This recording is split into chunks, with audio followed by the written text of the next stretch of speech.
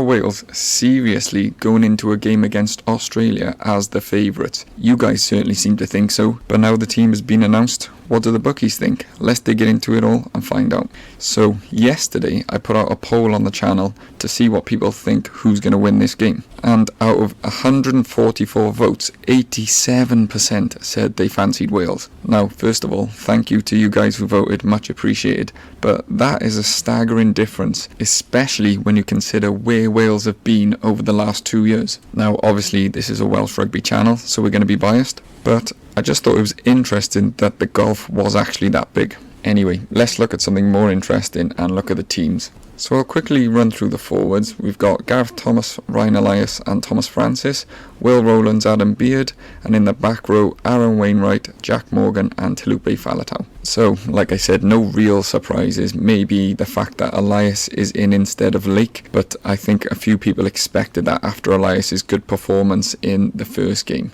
I myself was quite curious to see if Wainwright would keep his position.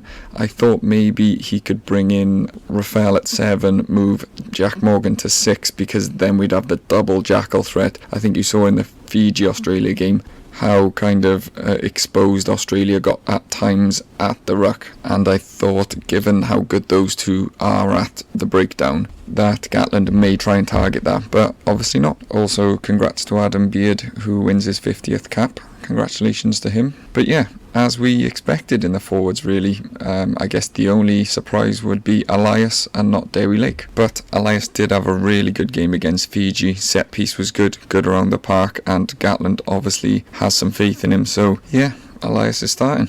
And then with the backs, it's the exact same backline that faced Fiji, and I think that's a fair choice. I don't see anyone who put up their hand in the Portugal game who would be deserving of a starting position, especially after the performance against Fiji. So the backline stays as Gareth Davis, Dan Biggar, Josh Adams, Lewis Rees-Zammit on the wings, Liam Williams at fullback, George North and Nick Tompkins in the centre. I don't know why I read it backwards, sorry. But yeah, no surprises. Everyone knows Nick Tompkins had a really good game in the last game, probably his best game for Wales. Adams was almost back to his best. Biggar was pretty good, and Gareth David looked really sharp as well. So happy with the back line. Hopefully we'll see him get a bit more ball, because it was great to see them being able to cut Fiji open a few times, which is something we haven't really seen in a Wales jersey for a while. But it's when we look at the bench where things get interesting. So covering the front row is Corey Domachowski, who Gatland clearly is favouring, Henry Thomas, who's going to see his first World Cup appearance for Wales, and most interestingly, Elliot Dee covering the hooker position. We'll get into that in a bit. Let's just go through the rest of the bench. So we've got Dav Jenkins, Tane Basham, who comes in for the injured Tommy Rafael, Thomas Williams, Gareth Anscombe in instead of Sam Costello, and Rio Dyer on the bench covering the backs. So first, Tommy Rafael, it's just the same injury that kept him out of the Portugal game. I think it was a calf, I believe. It was a late pull-out, so that was the same thing.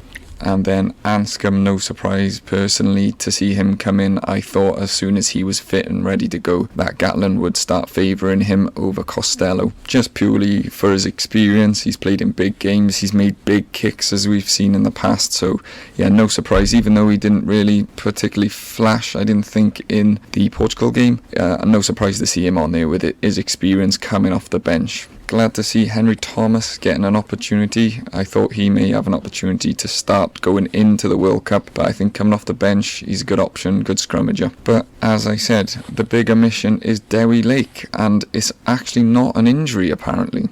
Personally, I don't get this. If you wanted to start with Elias, I've got no problem with that, but bring Lake off the bench as like a big impact player.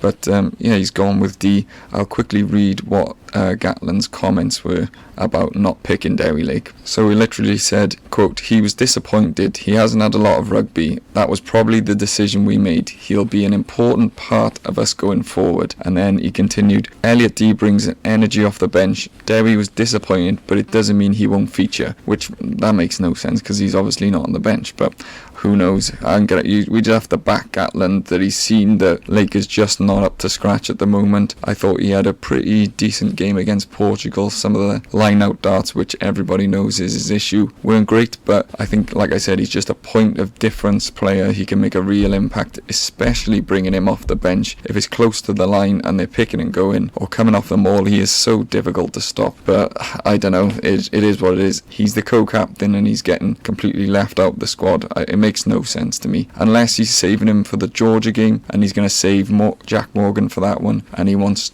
just Dewi Lake to be captain of that game and leave Jack Morgan out to rest Morgan, because Morgan has played every game so far. That could be it, but I just don't see why he's not on the bench. But apparently he's not injured, so we just have to back Gatland's decision, I suppose. Anyway, apologies for rambling on there, because all in all I am happy with this team. I think this is a team good enough to beat Australia. Everybody knows Australia are not at their best at the moment, but I'm not as confident as most people seem to be. I was listening to the Scrum 5 podcast the other day, and there was Nicky Robinson and some comedian guy on there, and they were saying Wales were probably going to run out comfortable winners. I just don't see it. At the end of the day, we're playing Australia. They've still got some real talented players. I know they're not at their best at the moment, but Eddie's made a few changes. He's made a change at 10. I can't help but feel sorry for Carter Gordon. He's sort of been thrown to the wolves. They said, we're going to stick with him. He's the only 10. He's not worked out, and Eddie sort of left him out to dry a little bit.